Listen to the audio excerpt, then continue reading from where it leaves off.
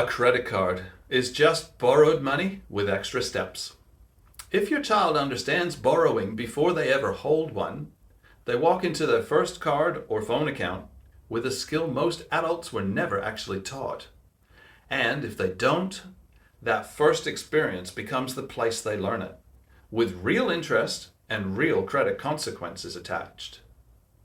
But before I go on, this video is for parents that want to give their kids a jump start on their financial future and teaching that lasts, even when they're all grown up.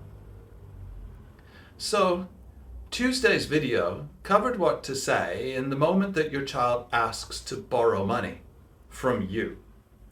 This video is the bigger picture, the actual framework for building real debt literacy years before a bank ever hands your teenager a piece of plastic and a credit limit.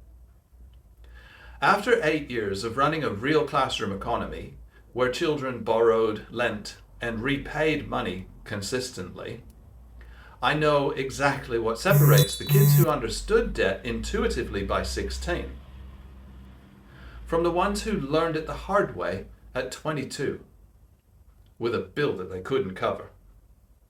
And it comes down to whether anyone actually taught it deliberately in small steps before it mattered.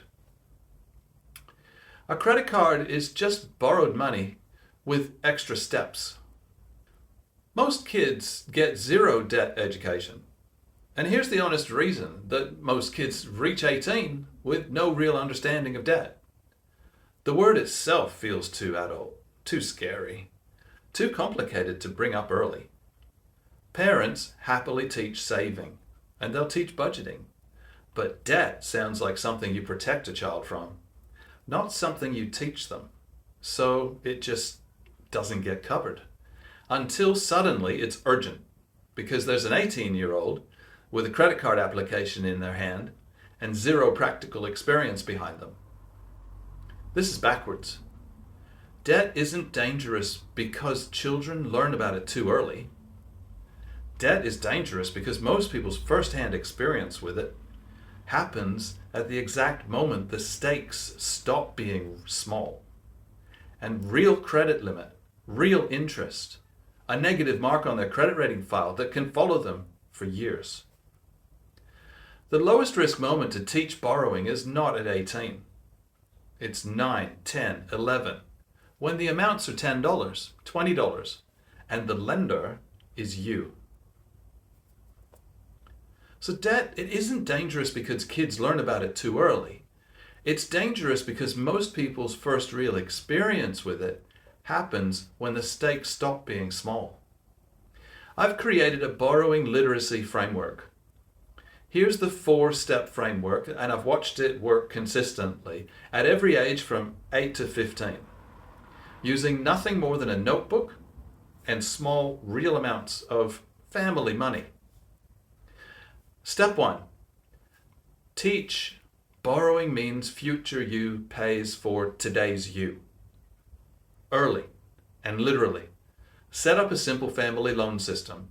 Your child borrows $10 for something now, and an agreed amount comes out of a future pocket money day. The concept lands instantly once it's felt, not just explained. The money they'll have later is smaller because of the choice they made today. Step 2. Introduce the actual cost of borrowing, concretely, not as a lecture. Borrow $10, pay back $11 next payday. That extra dollar is interest, and once a child has physically handed over more than they borrowed, they understand what a bank means by interest. Well, better than most adults do just from having read the word on a statement. This doesn't need to happen every time. Even just once or twice makes the concept real. Step 3. Explicitly teach the difference between good debt and bad debt. Use examples they already have. Borrowing toward the bike that they're already saving for and earning chores money against, that's debt attached to a plan that's already working, and it can genuinely help them reach the goal faster. Borrowing for something they'll have forgotten by the weekend, That's debt with nothing behind it. And it's worth naming as the kind to avoid, using exactly those words. Is this debt with a plan behind it, or debt because waiting feels too hard? Step 4. Give them training wheels before the real thing. By 12 or 13, let them run a small family bank ledger themselves, tracking their own borrowing and lending with siblings or with you, with real numbers, real dates, and real consequences for missed repayment. By the time an actual credit card offer arrives, they'll already have had years of practical, hands-on experience with the exact mechanics that are underneath it. Just at a scale where a mistake costs $1 and not your credit rating score. So by the time the real credit card arrives, they've had years of practice with the mechanics underneath it at a scale where a mistake costs $1, not their credit score. What about those kids who keep needing to borrow? Some children borrow constantly, even with all of this in place. And here's what that actually means. And it's rarely a character issue.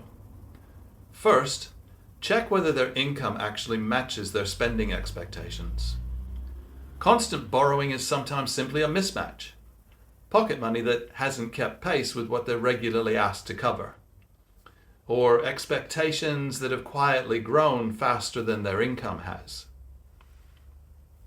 Second, check whether borrowing has become the easy option because saving has never actually been made rewarding. If waiting and saving feels slow and borrowing feels instant, of course, borrowing wins. And that's true for adults too. Revisit the savings goal framework alongside this one. The two work together, and I'll link that in the video below.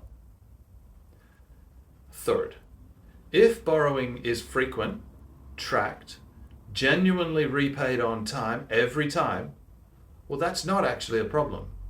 That's a child who has built exactly the skill this video is set out to teach. The goal is not zero borrowing. It's borrowing done with terms, visibility, and follow-through. I'd love to hear from you. Has your family tried anything like a family loan system? Or is this brand new territory? What's worked? And where did it get complicated? Your real examples are the best data that I get for future videos. Drop them below or in our Facebook community. The link, it's in the description, again, below. If you've made it this far in the video, I consider you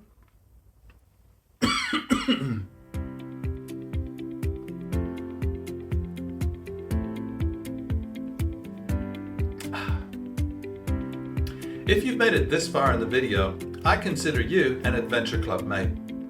If you got value from being here today, please hit the like button, subscribe, and if you haven't already, share with anyone that you think would also benefit. I'll see you for the next episode, Tuesday and Thursday, every week.